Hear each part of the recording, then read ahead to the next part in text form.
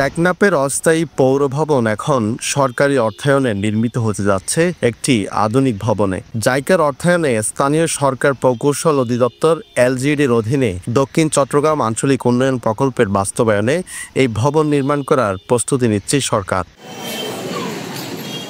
পল্লী উন্নয়ন ও সমবায় মন্ত্রণালয়ের স্থানীয় সরকার বিভাগ ইতিমধ্যে এই প্রকল্পের অনুমোদন দিয়েছে। টেকনাফ পৌরসভার অনুরোধ ও ভূমি যাচাই বাছাই শেষে 18 সেপ্টেম্বর চূড়ান্তভাবে দক্ষিণ জালিয়াপাড়া এলাকায় 1 একর জমিতে এই ভবন নির্মাণের অনুমোদন দেওয়া হয়।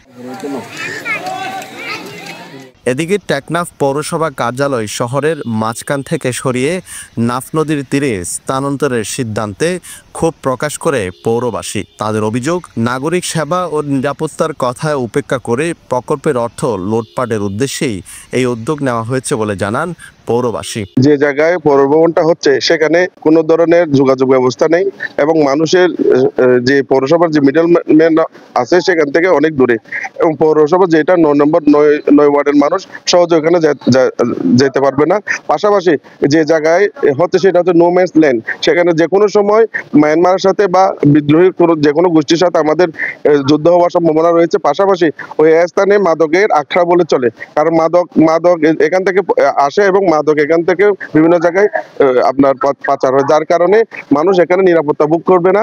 আর জনগণের যেখানে নিরাপত্তা নেই সেখানে কেন পৌরভবন হবে? যে পৌরভবনটা হস্তান্তর হওয়ার কথা ছিল, এই এজেন্ডাটা ছিল আব্দুর রহমান বদির এজেন্ডা বাস্তবায়ন করার জন্য নতুন কিছু সাধুবাদ নেতা বাইর হয়েছে টেকনাফ পৌরসভায়। বাহির থেকে নেতা এসেও কমিশন ভিত্তিক চিন্তা করে এই ভবনটি করার জন্য তারা পায়তারা করতেছে। নাফ নদীর সাইডে হওয়ার কারণে আমাদের একটা আশঙ্কা আছে, বিপজ্জনক আশঙ্কা। সার্বক্ষণিক হাজার হাজার লোক সেবা নিতে যাবে, যে কস্টিং খরচ হবে সেটার জন্য মানুষ অত্যন্ত ভোগান্তি হবে। আমরা পৌরবাসী কোনোভাবেই এই পৌরভবন লবণের মাঠে হোক সেটা আমরা চাই না। পৌরভবন পৌরসভার কোনো একটা মধ্যম স্থান হতে হবে, না হয় পৌর বাস টার্মিনালে অনেক জায়গা রয়েছে, সেখানেই পৌরভবনটা হলে অনেক ভালো। সীমান্তের একদম পার্শ্ববর্তী এলাকা দক্ষিণ জালিয়াপাড়া, সেখানে ইফতিজার এবং কিশোর গ্যাংয়ের নানা রকম গ্যাং রয়েছে, যা আমাদের পৌর নাগরিকের জন্য এটি সুবিধার হবে বলে আমি আশা করি না। অন্যদিকে নিরাপত্তা বিশ্লেষকরা সতর্ক করে বলছেন, সীমান্তের এত কাছাকাছি বড় ধরনের স্থাপনা নির্মাণ শুধু প্রশাসনিক জটিলতা নয়, বরং সীমান্ত পরিস্থিতির নাজুক বাস্তবতায় নিরাপত্তা ঝুঁকিও বাড়াতে পারে।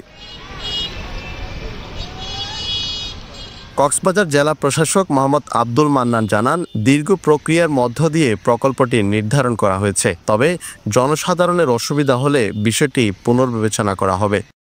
যে সাধারণ জনগণ ওই জায়গায় চায় না, এই বিষয়ে যদি আপনারা স্থানীয় যে এই মুহূর্তে প্রশাসক আছে, উপজেলা নির্বাহী প্রশাসক আছে, সেখানে আপনারা আবেদন দিতে।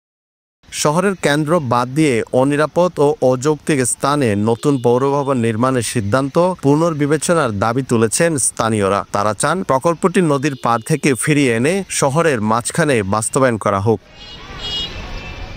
News desk, Penowa.